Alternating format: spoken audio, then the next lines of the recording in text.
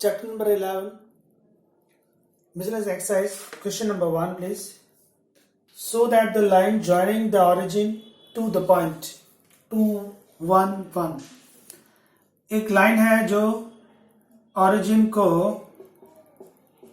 2, 1, 1 point मान लीजिए वो A है, उसके साथ कनेक्ट करके वहां से पास होती है। मतलब उस लाइन का जो डायरेक्शन है वो है OA डायरेक्शन। मान लीजिए वो लाइन का डायरेक्शन L1 है, OA डायरेक्शन हो गया आपके लिए। How to find OA direction? A में से O minus, that means 2, 1, 1 minus 0, 0, 0। ये आया आपके लिए 2, 1, 1। तो जो लाइन ऑरिजिन से A को कनेक्ट कर रही है, मतलब O और A दोनों से पास हो रही है, उस लाइन का डायरेक्शन हो गया आपके लिए L1 OA डायरेक्शन। अब है एक और लाइन, वो लाइन पॉइंट B और C से पास होती है। पॉइंट B दिया गया है आपको 3, 5, -1, 3, 5, -1 और पॉइंट C है 4, 3, -1। तो जो दूसरी लाइन है वो पॉइंट B और C से पास हो रही है। मान लीजिए उसका डायरेक्शन L2 है, उसका डायरेक्शन L2 मतलब BC डायरेक्शन हुआ बेटा। How to find BC direction? C में से B माइनस 4, 3, -1 माइनस 3, 5, -1 माइनस कर दीजिए। 4 - 3 1, 3 - 5 -2, -1 माइनस +1 0। अब आपको ये पूछा गया है कि ये जो दो लाइन है, एक जो O और A से पास हो रही है और एक लाइन जो B और C से पास हो रही है, वो दोनों परपेंडिकुलर है। परपेंडिकुलर का मतलब होता है दोनों के डायरेक्शन का डॉट 0 आना चाहिए। सो डायरेक्शन 0 है या नहीं वो आप कैसे चेक करेंगे? डायरेक्शन 0 मतलब दोनों का डॉट 0। कैसे? L1 डॉट L2 करते हैं, अगर डॉट 0 आया दैट मीन्स L1 और L2 परपेंडिकुलर हो गए। परपेंडिकुलर मतलब एंगल 90 हुआ। ओके, L1 क्या है आपके लिए? 2, 1, 1 डॉट। L2 है 1 - 2 0, 1 - 2 0 डॉट। 2 × 1, 1 × -2, 1 × 0, ये आया 0। दैट मीन्स दोनों का डॉट 0 है, सो L1 is perpendicular to L2 हुआ। देयरफॉर जो लाइन OA है, लाइन OA वो परपेंडिकुलर हो गई लाइन B एंड C। इसका क्लियर मतलब है कि जो लाइन O और A से पास हो रही है वो लाइन B और C से पास हो रही है, उसको परपेंडिकुलर है और ये आपको प्रूफ करना है। So this is your question number 1 miscellaneous exercise. Screenshot please. Now second number some read कर लीजिए। हमको ये बताया गया है कि दो वेक्टर का अगर आप क्रॉस मल्टीप्लाई करते हैं तो उसका परपेंडिकुलर डायरेक्शन मिलता है। नंबर 2 में इसी सिस्टम को फॉलो करना है, यही फंडा फॉलो किया जाएगा। दो अलग अलग वेक्टर का अगर आप क्रॉस करेंगे तो उसका परपेंडिकुलर डायरेक्शन मिलेगा। तो यहां पर दो अलग अलग डायरेक्शन कोसाइन दिए गए और आपको बोला गया है कि जो फर्स्ट डायरेक्शन कोसाइन है नंबर 2 में L, वो है आपके लिए L1 M1 N1, L1 M1 N1। इसको आप फर्स्ट डायरेक्शन कोसाइन मान लीजिए L1 है। सेकंड जो डायरेक्शन कोसाइन है L2 वो दिया गया है L2 M2 N2। Now what is the question? If L1 M1 N1 and L2 M2 N2 are the direction cosine of two mutually perpendicular lines, then so that direction cosine of line perpendicular to both। मतलब एक ऐसी line जो इन दोनों को perpendicular है, उसका direction cosine क्या होगा? तो मैंने आपसे अभी कहा दो अलग अलग डायरेक्शन या दो अलग अलग वेक्टर का अगर आप क्रॉस मल्टीप्लाई करोगे तो आपको उसका परपेंडिकुलर वेक्टर मिलेगा। तो हमारा जो रिक्वायर्ड डायरेक्शन कोसाइन है, required direction cosine perpendicular to both. Both means what? L1 and L2. L1 and L2. So clear है कि जो L है वो इन दोनों का क्रॉस मल्टीप्लिकेशन से आएगा. मैंने जस्ट अभी आपसे कहा परपेंडिकुलर फाइंड करना चाहते हो, क्रॉस मल्टीप्लाई कर दो. तो जो L है आपका डायरेक्शन कोसाइन, जिसको आप रिक्वायर्ड डायरेक्शन कोसाइन बोल रहे हो, वो L1 और L2 दोनों पर परपेंडिकुलर है, मतलब उन दोनों के क्रॉस मल्टीप्लिकेशन से आएगा. So your answer is L1 cross L2. How to find L1 cross L2? Determinant I J K is a first row. Second में आएगा बेटा L1 M1 N1. Third row आएगी L2 M2 N2. Cross multiplication please. Cross multiply करना है I के साथ M1 N2 minus M2 M1. ये I के साथ आया. J के साथ क्या आएगा? L1 N2 minus L2 N1. ये J के साथ आया. K के साथ आएगा L1 M2 minus L2 M1. ये आपका आंसर. विथ IJK अगर आपने लिखा है तो ये वेक्टर फॉर्म हुआ. विदाउट IJK अगर आप लिखना चाहते हैं, without IJK that means scalar form में, जो आपको उसने मांगा है कि आपका आंसर अभी वेक्टर फॉर्म में आया है, अभी स्केलर फॉर्म में प्रेजेंट करते हैं. How to present in a scalar form? With IJK निकाल दीजिए. क्या आंसर आएगा? M1 M2 minus M2 N1 comma, ये माइनस है जो उसको मिलेगा, तो ये माइनस माइनस प्लस हो जाएगा बेटा. L2 N1 L1 N2 comma, ये ऐसे ही रहेगा L1 M2 माइनस में L2 M1. That's all. So this is your final answer. जो आपका फाइनल आंसर है वो विदाउट IJK है. विदाउट IJK अगर है तो आपने कौन से फॉर्म में लिखा है? स्केलर फॉर्म में लिखा है. ओके. सो आपके पास दो अलग अलग डायरेक्शन थे, एक L1 था और एक L2 था. ये दो अलग अलग डायरेक्शन कोसाइन है. इन दोनों को अगर आप क्रॉस करोगे तो इन दोनों का परपेंडिकुलर वेक्टर मिलेगा. और आपके पास इस सम की डिमांड यही थी कि आपको L1 और L2 दोनों का परपेंडिकुलर डायरेक्शन चाहिए, तो आपने दोनों को क्रॉस कर दिया. पहला लाइन जो आया वो विद IJK आया, और अगर आप IJK निकाल देंगे तो आपके लिए स्केलर फॉर्म आएगा, जो इस सम की डिमांड है. ओके फ्रेंड्स, प्लीज स्क्रीनशॉट ले लीजिए एंड सम नंबर 3 रीड कर लीजिए. Okay, question 3. Find angle between the lines उस direction ratio are given. Very simple.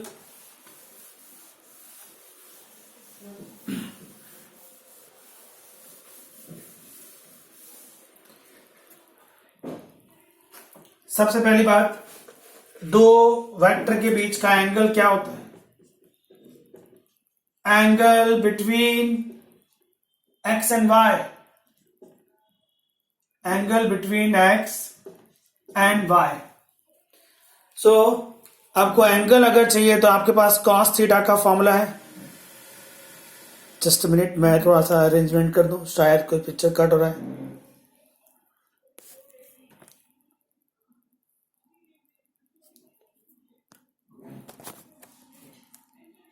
Okay, अभी ठीक है. Angle between x and y formula है आपके लिए cos theta equal to x dot y upon mod x mod y. ये formula है. Question 3 में आपको x एंड y दिया है. x is given a b and c and y vector is given b minus c, c minus a minus b. इन दोनों के बीच का आपको एंगल चाहिए. तो एंगल में जो जो डिमांड है वो फाइंड आउट करते हैं. पहले x डॉट y देखते हैं. x dot y x copy किया, ए बी सी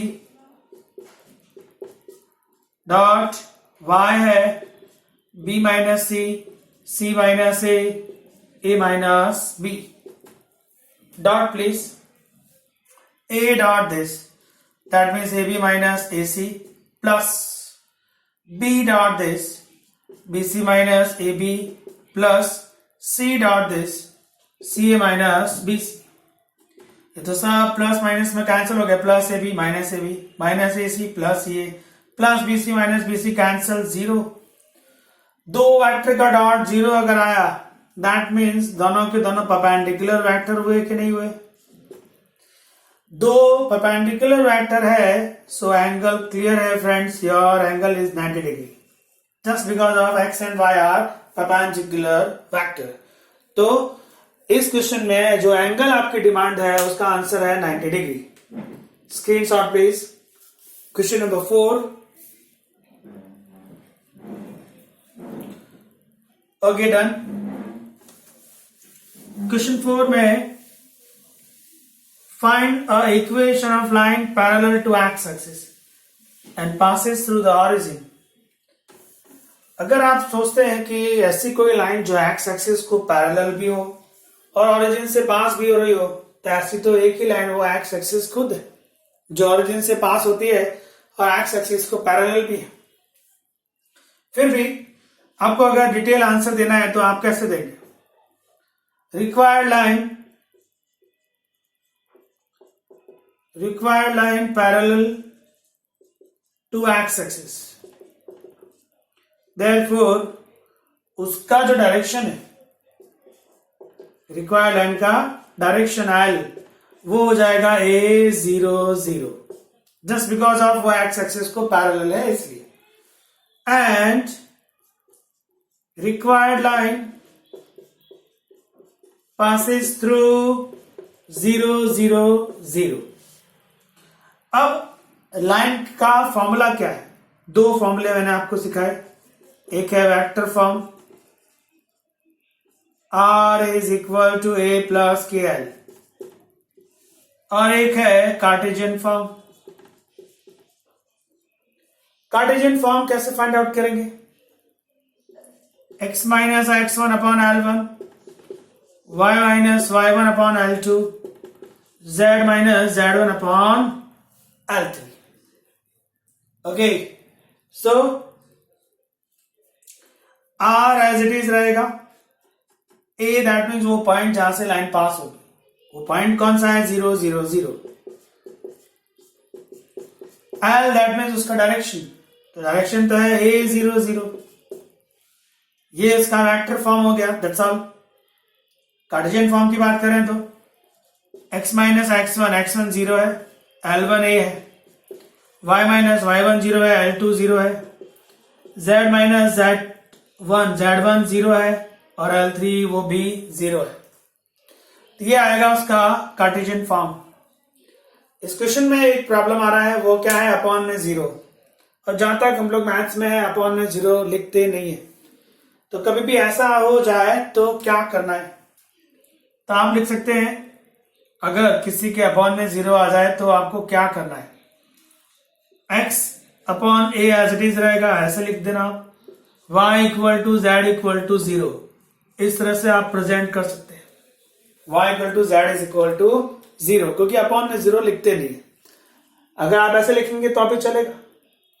तो एक ऐसी लाइन जो एक्स एक्सिस को पैरेलल थी और ऑरिजिन से पास हो रही थी, प्रैक्टिकली अगर सोचे तो ऐसा एक ही लाइन है, वो एक्स एक्सिस खुद है, तो आपका आंसर एक्स एक्सिस होना चाहिए। एंड अगर आपको उसको प्रेजेंट करके देना है तो कुछ इस तरह से प्रेजेंट करेंगे। एक्स एक्सिस को पैरेलल है, इसकी डायरेक्शन लिया जाएगा A0 0। वाई एक्सिस को पैरेलल होती तो 0 B 0 लेता, Z को पैरेलल होती तो 0 0 C पॉइंट लेता, एंड पासिस टू ऑरिजिन है तो 0 0 0 ले लिया। ये वेक्टर फॉर्म है और ये उसका कार्टेशियन फॉर्म है। Screenshot please. ये जब आपको समझा रहा था, मैं आपको इसका एक एग्जांपल और देता हूं। अपॉन में अगर 0 आए तो आप कैसे प्रेजेंट करेंगे? One more example. मान लीजिए एक लाइन है जो 1 2 3 पॉइंट से पास हो रही, जस्ट एग्जाम्पल है, a line passes through 1 2 3 with the direction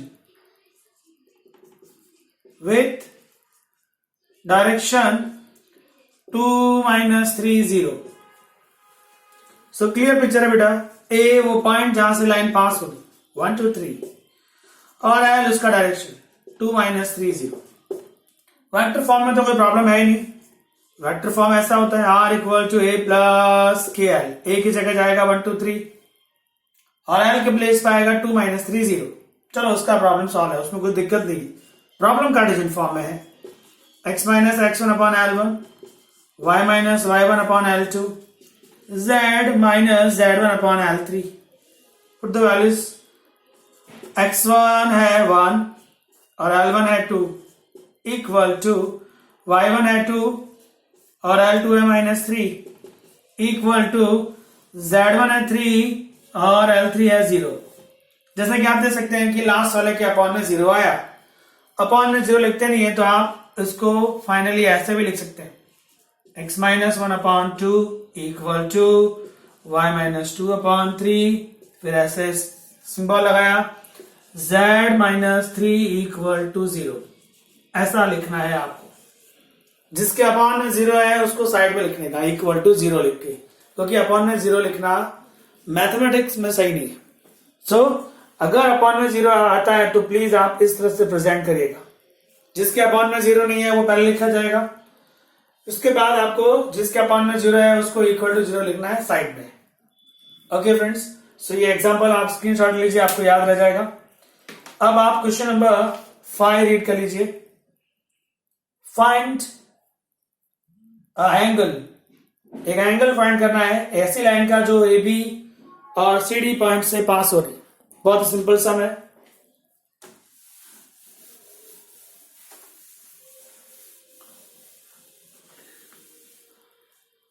दो अलग अलग लाइन की बात है।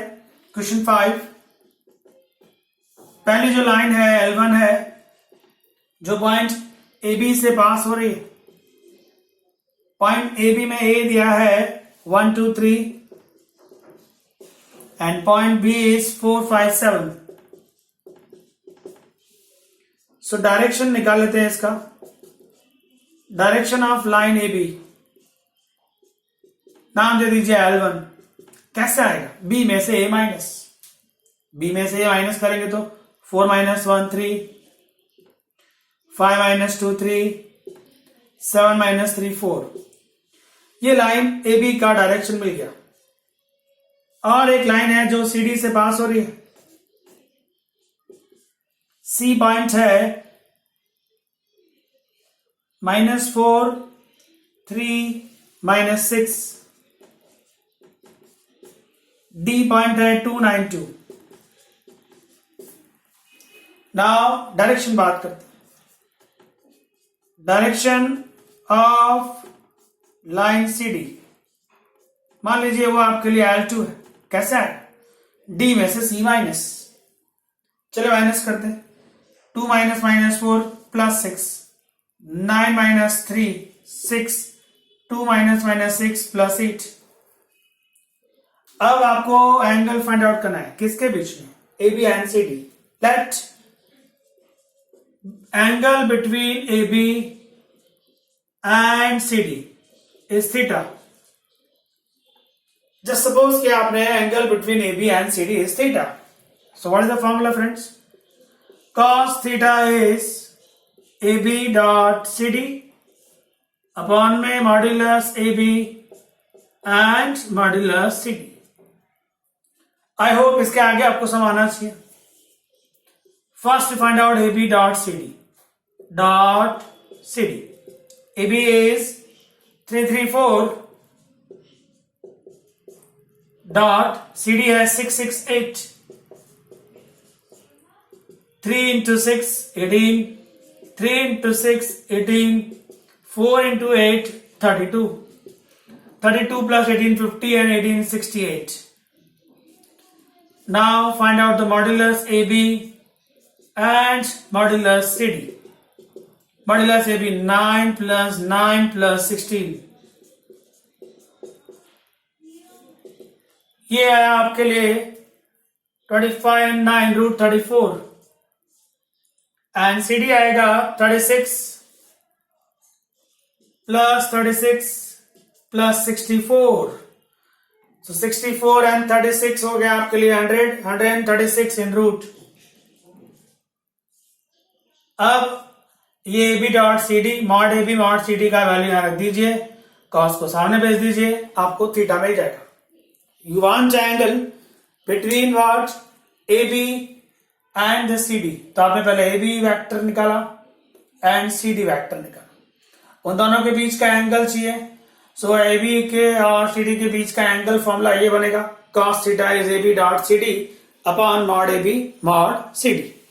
तो AB डॉट CD का आंसर 68 है, मॉड AB मॉड CD का आंसर भी आपके पास है। Just put all the values और थीटा को आप सब्जेक्ट बना दीजिए, तो आपको एंगल मिल जाएगा इन दोनों लाइन के बीच में। Screenshot please. And next question number 6 read कर लीजिए। दो अलग अलग लाइन दी गई है, उन दोनों लाइन के बीच में परपेंडिकुलर का रिलेशन बनता है, उस बेस पर आपको के का वैल्यू फाइंड आउट करना है। Screenshot please. Okay, now 6th number,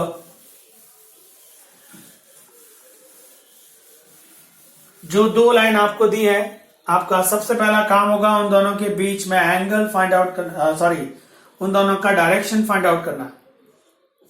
question number 6 में लाइन नंबर 1 है x minus 1 upon minus 3 equal to y minus 2 upon 2k z minus 3 upon 2, ये लाइन नंबर 1 है।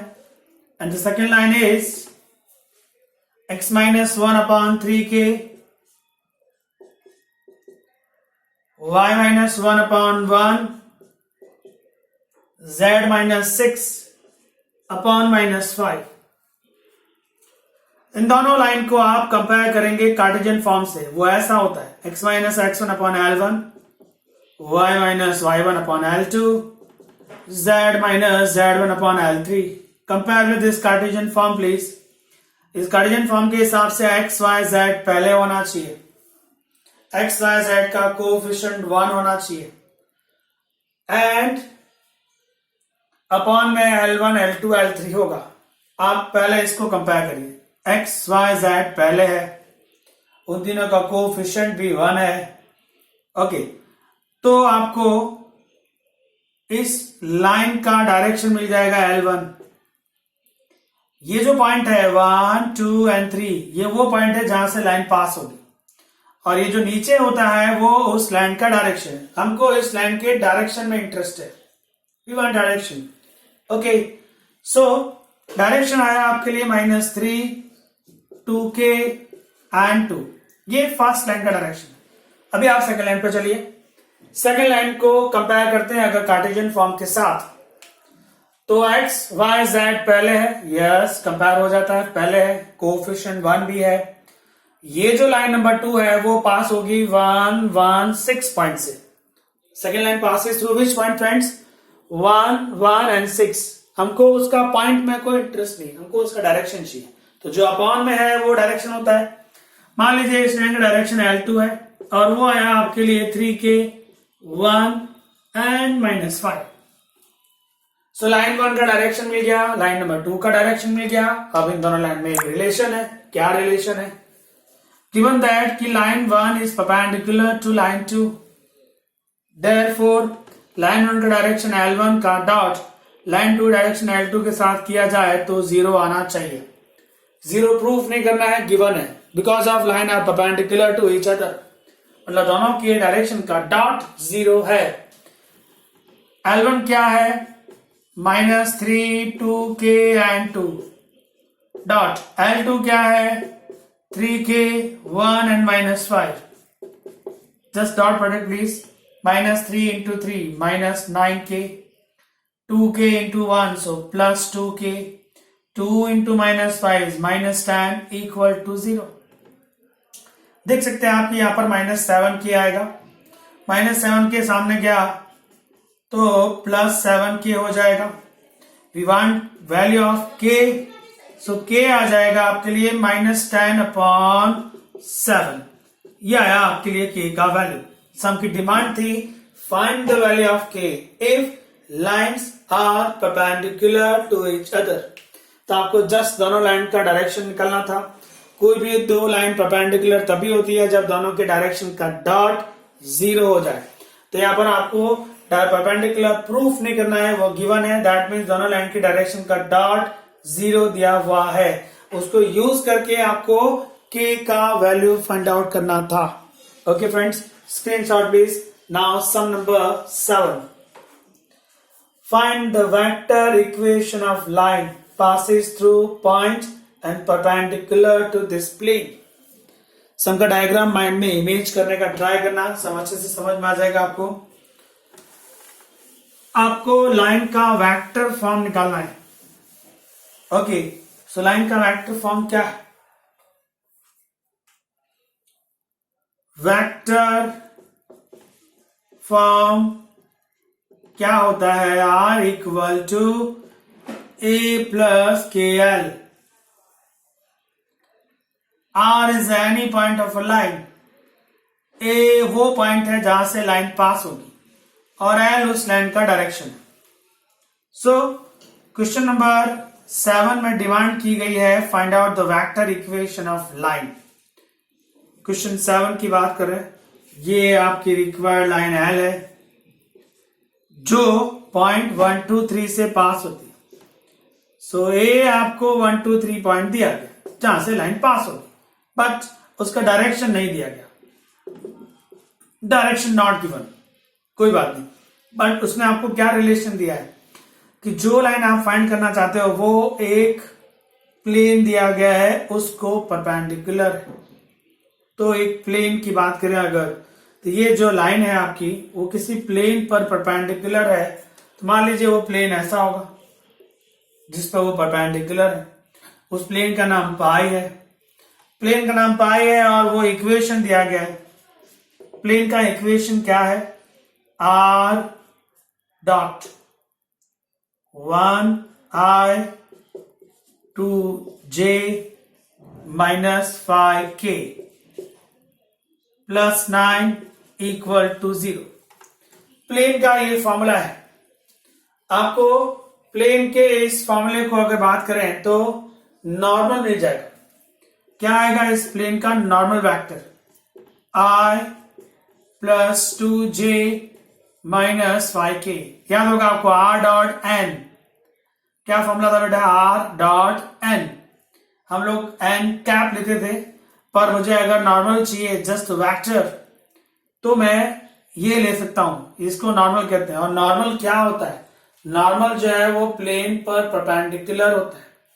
तो आपको ये लिखना है कि प्लेन का नॉर्मल ये है जो परपेंडिकुलर है प्लेन पर। प्लेन पर परपेंडिकुलर है तो प्लेन पर तो कोई और भी है जो परपेंडिकुलर है, वो कौन है? ये लाइन। मतलब प्लेन का नॉर्मल और लाइन का डायरेक्शन सेम होगा ना। रीजन क्या? आप रीजन लिखेंगे because plane pi is perpendicular to line L। Plane जो पाई है वो लाइन के साथ क्या रिलेशन रखता है? They are perpendicular to each other. Perpendicular का मतलब होता है कि जो प्लेन का नॉर्मल होगा वो लाइन के इक्वल होगा, उसी डायरेक्शन के इक्वल होगा। आप इमेज करिए, ये जो मेरा हाथ है ये प्लेन है और ये वो लाइन है जो उस पर परपेंडिकुलर है। अब ये लाइन यूं जा रही है, ये उसका डायरेक्शन है L। प्लेन के नॉर्मल की बात करूं तो ये प्लेन का नॉर्मल है। प्लेन का नॉर्मल भी उसी डायरेक्शन में जाएगा जिस डायरेक्शन में वो लाइन जा रही है। दैट मीन्स नॉर्मल और लाइन का डायरेक्शन सेम हुआ। तो आपको ये लिखना है कि प्लेन और लाइन परपेंडिकुलर है, देयरफॉर प्लेन का जो नॉर्मल है वो इक्वल टू क्या होगा? लाइन का डायरेक्शन। एंड हमारे पास नॉर्मल है I plus 2j minus 5k। I plus 2j minus 5k। सो आपको वेक्टर फॉर्म चाहिए था। वेक्टर फॉर्म होता है R equal to A plus KL। R equal to A रहा बेटा 1 2 3, तो उसका वेक्टर फॉर्म क्या आएगा आई प्लस 2j प्लस 3k, ये ए है I plus 2j plus 3k plus में k एल तो ये है I plus 2j minus 5k, I plus 2j minus 5k, that's all. तो इस क्वेश्चन में आपको लाइन का इक्वेशन चाहिए था, ये हमारे इस क्वेश्चन की डिमांड थी। डिमांड के हिसाब से हमको वेक्टर फॉर्म चाहिए, वेक्टर फॉर्म होता है ये a प्लस के एल, ए वो पॉइंट जहां से लाइन पास होगी वो दिया हुआ है आपको 1 2 3, एल उस लाइन का डायरेक्शन है, एल नहीं दिया गया कोई बात नहीं, पर आपको उसके जगह ये बताया गया कि जो लाइन है वो प्लेन को परपेंडिकुलर है। तो ये अगर आपका प्लेन है और ये उसका नॉर्मल है जो उसको परपेंडिकुलर है, लाइन भी उसको परपेंडिकुलर है, तो लाइन का डायरेक्शन और नॉर्मल का डायरेक्शन दोनों सेम हुआ, दैट्स व्हाई हम लोगों ने n इक्वल टू एल लिखा। n इक्वल टू एल में n हम जानते हैं i plus 2j minus 5k, formula है r डॉट n, सो n मिल गया, n से आपको l मिल गया, वो l और a का वैल्यू इस फॉर्मूले में ट्रांसफर कर दो तो आपको लाइन का वेक्टर फॉर्म मिल जाएगा। ओके फ्रेंड्स, स्क्रीन शॉट ले लीजिए एंड क्वेश्चन नंबर 8 रीड कर लीजिए। डन। क्वेश्चन 8 है find the equation of plane passes through ABC and parallel to this plane. मैंने आपसे जब थ्योरी एक्सप्लेन की थी तब कहा था प्लेन का इक्वेशन जब भी निकालने के लिए सम पूछा जाए तो आपको एक ही फॉर्मूला है जो हर बार यूज करना है, फिक्स है वो फॉर्मूला। क्वेश्चन नंबर बात कर रहे हैं हम लोग 8 की। ऑलवेज आपको लिखना है कि जो रिक्वायर्ड प्लेन होगा पाई, उसका फॉर्मूला बनेगा r minus A dot N equal to 0। Always मैं इसी फॉर्मूले से प्लेन का इक्वेशन निकालूंगा। इस फॉर्मूले में मेरे पास r का मतलब है any point of a plane, a वो पॉइंट है जहां से प्लेन पास होगा और n उस प्लेन का नॉर्मल है। और मैंने आपसे कहा था नॉर्मल फाइंड करना हो तो प्लेन पर दो अलग अलग डायरेक्शन ढूंढ के उसका क्रॉस कर दीजिए, और अगर आपको दो अलग अलग डायरेक्शन ना मिले दैट मीन्स आपको इनडायरेक्टली नॉर्मल दिया गया होगा 101%। पहले आप सम रीड कर लीजिए। सम की डिमांड है find the equation of plane passes through ABC. तो आप लिखेंगे रिक्वायर्ड प्लेन पाई है, required plane pi passes through ABC दिया हुआ है आपको, and what and parallel to this plane, parallel to plane 1, pi 1 लिख देता हूं। रिक्वायर्ड प्लेन पाई है, गिवन प्लेन पाई 1 है। पाई 1 क्या दिया आपको? पाई 1 दिया है r डॉट i plus a plus k equal to 2। जैसा कि मैंने आपसे कहा r डॉट n ये प्लेन का नॉर्मल है, तो जो गिवन प्लेन है उसका नॉर्मल मिल गया आपको i plus a plus k। That means normal 1 क्या है आपके लिए? i का 1, j का 1, k का 1। अब आप ये सोचिए दो प्लेन पैरेलल अगर होते हैं, दो प्लेन पैरेलल है, मतलब आप लिखेंगे यहां पर कि जो प्लेन पाई है जो आपका रिक्वायर्ड प्लेन है वो पैरेलल टू पाई 1 दिया हुआ है, पैरेलल ही है ना? यस। आप डायग्राम से सोचिए, ये दो हाथ है मेरे, दो प्लेन हो गए आपके लिए। दोनों प्लेन अगर पैरेलल है तो ऐसा सीन होगा, तो दोनों का जो नॉर्मल है वो सेम जाएगा ना, लाइक दिस। दोनों प्लेन अगर पैरेलल है तो दोनों का नॉर्मल सेम होगा। अब एक प्लेन ऐसा है जो मुझे फाइंड आउट करना है, वो ये है पाई। ये ऐसा प्लेन है जो पॉइंट ए से पास हो रहा है और उसका नॉर्मल एन है। तो वो पॉइंट मेरे पास है कि जो प्लेन पॉइंट ए से पास हो रहा है वो एबीसी है, बट उस प्लेन का नॉर्मल नहीं दिया गया है, उसकी जगह आपको और एक प्लेन दे दिया पाई 1 जिसका नॉर्मल ये है 1 1 1। और वो जो प्लेन आपको दिया गया पाई 1 वो रिक्वायर्ड प्लेन पाई के पैरेलल है। पैरेलल है दैट मीन्स रिक्वायर्ड प्लेन पाई का जो नॉर्मल एन है वो गिवन प्लेन पाई 1 के नॉर्मल के इक्वल हो जाएगा। So n is equal to n1 and n1 we have 1 1 1. अब आपके पास n पॉइंट भी है और वो पॉइंट भी है जहां से प्लेन पास होगा और ये है प्लेन का formula r minus a dot n equal to 0. r is any point that means x y z ले सकते हैं आप बेटा. माइनस a मतलब वो पॉइंट जहां से प्लेन पास होगा और वो प्लेन है ABC. यहां पर आ जाएगा ABC डॉट n1 मतलब रिक्वायर्ड प्लेन का नॉर्मल. रिक्वायर्ड प्लेन का नॉर्मल नहीं दिया था पर रिक्वायर्ड प्लेन जो है वो गिवन प्लेन पाई1 को पैरेलल था तो गिवन प्लेन पाई1 का जो नॉर्मल n1 था वही रिक्वायर्ड प्लेन का नॉर्मल हो जाएगा.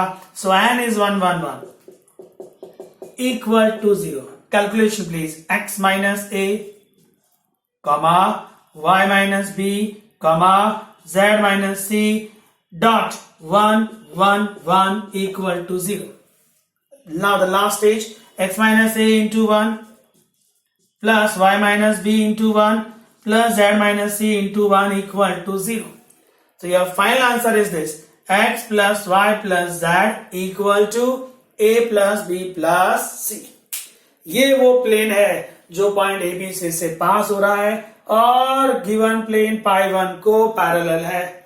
क्या है फाइनल आंसर बेटा? x plus Y plus Z minus A minus B minus C को सामने भेज दीजिए.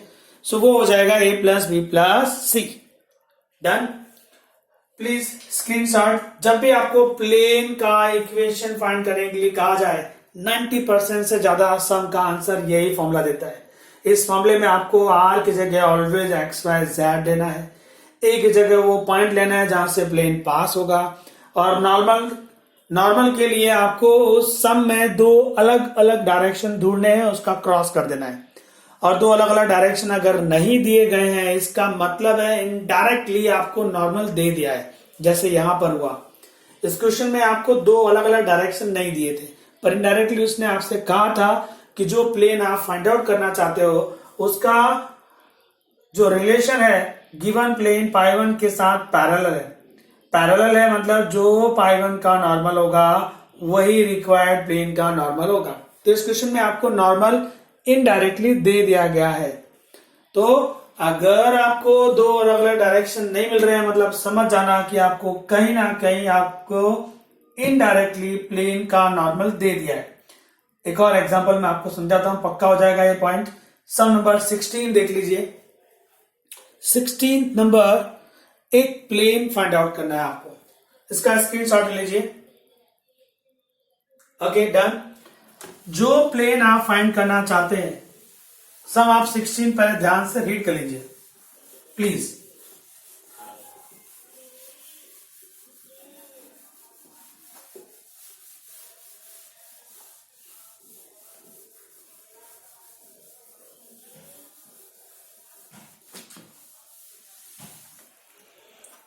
Okay, O be the origin and the coordinate P is a 1, 2, minus 3. Find the equation of plane passes through P point perpendicular to OP. 60 number, this is your required plane pi. ये point O है 0, 0, 0. ये point P है. P is given 1, 2, minus 3.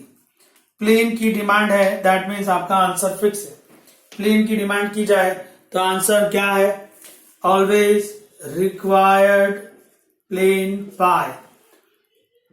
Formula लगेगा r minus a dot n equal to 0. उसमें r fix है any point of a plane X Y Z. a fix है जहां से प्लेन पास होगा. तो इस बार a आपको p दिया हुआ है. प्लेन p से पास हो रहा है, लिखा हुआ है plane passes through p point and P point is 1, 2, minus 3.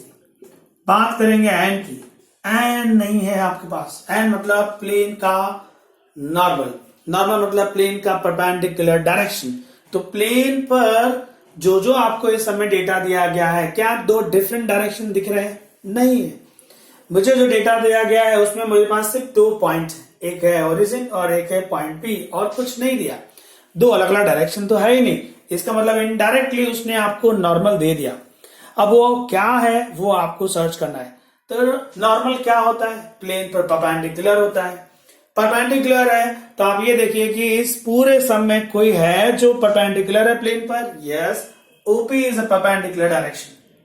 तो जो नॉर्मल है वही तो आप ओपी लिख सकते हैं, क्योंकि ओपी को अगर मैं कनेक्ट करूंगा तो प्लेन का परपेंडिकुलर डायरेक्शन बन जाएगा। प्लेन का परपेंडिकुलर डायरेक्शन ही इस सम का नॉर्मल होता है। दो अलग अलग डायरेक्शन नहीं मिल रहे थे तो इनडायरेक्टली मैंने चेक किया कि कौन कौन है जो प्लेन को पैरेलल है या किसी को परपेंडिकुलर है। प्लेन किसी को पैरेलल है या किसी को परपेंडिकुलर है, तो चेक करने पे मिला आपको कि ओपी जो है वो प्लेन का perpendicular direction, that means OP ही इस प्लेन का नॉर्मल होगा। And how to find OP, P में से ओ माइनस, पी में से ओ माइनस करके देखिए आप, 1 में से 0 माइनस तो 1, 2 में से 0 माइनस तो 2, -3 में से 0 माइनस तो -3। ये आ गया नॉर्मल, नॉर्मल भी आ गया, पॉइंट ए भी आ गया, पॉइंट आर भी आ गया। Put all the values in this formula.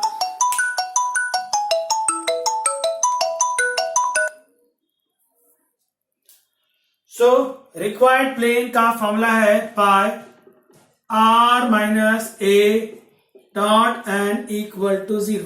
Put all the values, R is X Y Z minus A, मतलब वो पॉइंट जहां से प्लेन पास हो रहा है, तो वो पॉइंट है P 1 2 -3 dot with N, N है आपके लिए 1 2 -3 इक्वल टू 0। चलिए x -1 कमा y -2 कमा z +3 minus minus plus dot with 1 2 -3 equal to 0, x -1 into 1 plus y -2 into 2, this is 2y -4, z +3 into this -3z -9 0।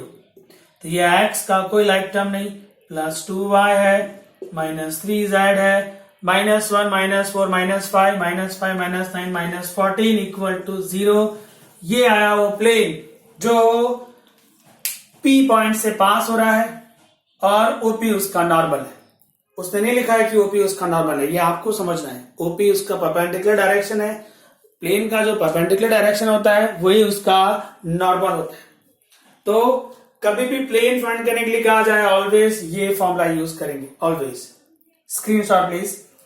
Question number 9,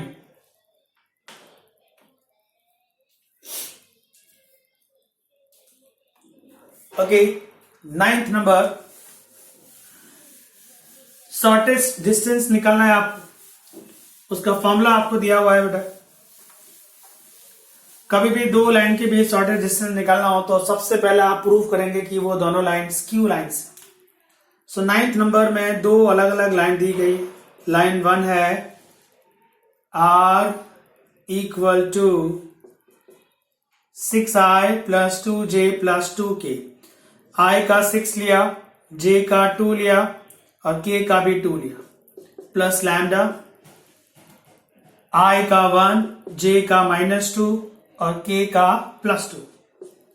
आपको vector form तो याद ही होगा, r equal to a + kl होता है। इस फॉर्म में a वो पॉइंट है जहां से लाइन पास होती है, l उसका डायरेक्शन है।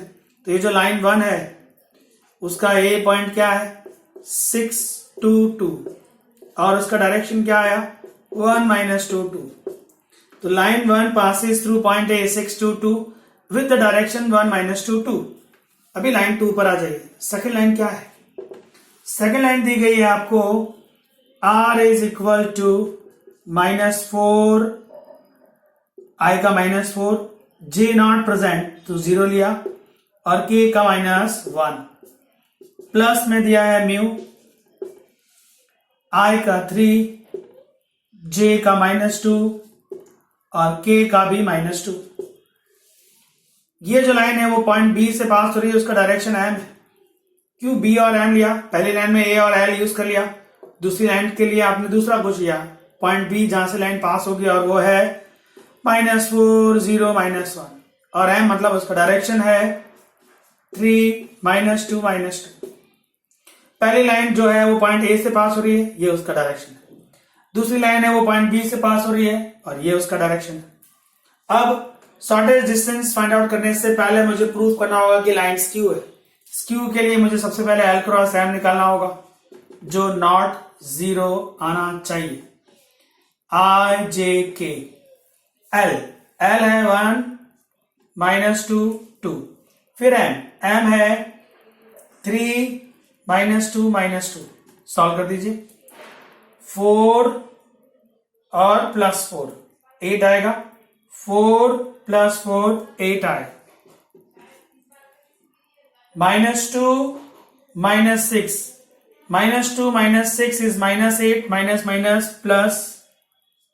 +8j, -2 -6 this is -8j, पर j का साइन माइनस है तो plus, -2 and +6, -2 +6 is +4k।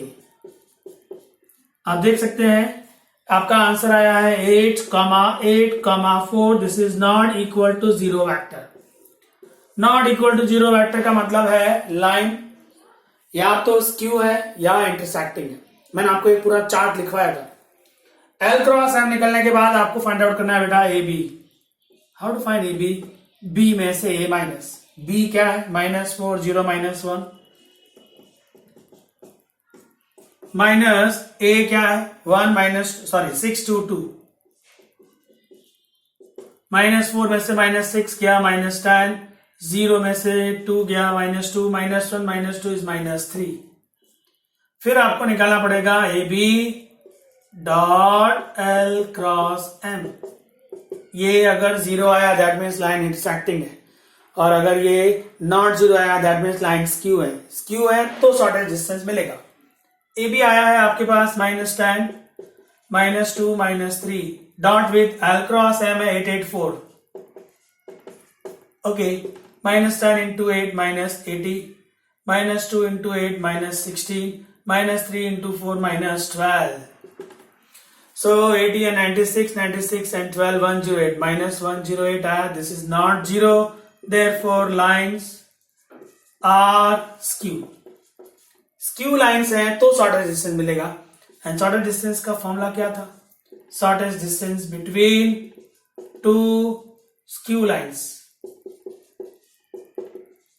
Formula था मॉड में A B dot L cross M करना है आपको, और डिवाइडेड बाय मॉड में एल क्रॉस एम करना है आपको। मेरे पास स्पेस नहीं है, आप कर लीजिएगा आप सब। A B dot L cross M जिसका आंसर है -108, यहां पर ऊपर आएगा, उसका मॉड हो जाएगा +108।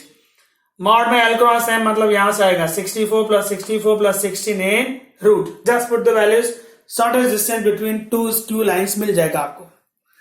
तो जब भी आपको शॉर्टेज डिस्टेंस पूछा जाए सबसे पहले आपको एल क्रॉस एम निकालना है जो नॉट 0 आना चाहिए, फिर आपको ए बी निकालना है और ए बी का डॉट एल क्रॉस एम से करना है, वो भी नॉट 0 आना चाहिए।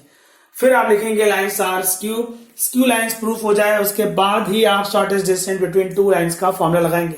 प्लीज वो चार्ट अच्छे से याद कर लीजिएगा तो आपको ये सारे सम्स आएंगे। ओके फ्रेंड्स, तो ये आपको first 9 sum and 16 sum explain किए मैंने आपको। अभी नेक्स्ट लेक्चर में आपको रिमेनिंग सम एक्सप्लेन करूंगा। Okay, thank you very much. इसका स्क्रीनशॉट ले लीजिएगा। बाय।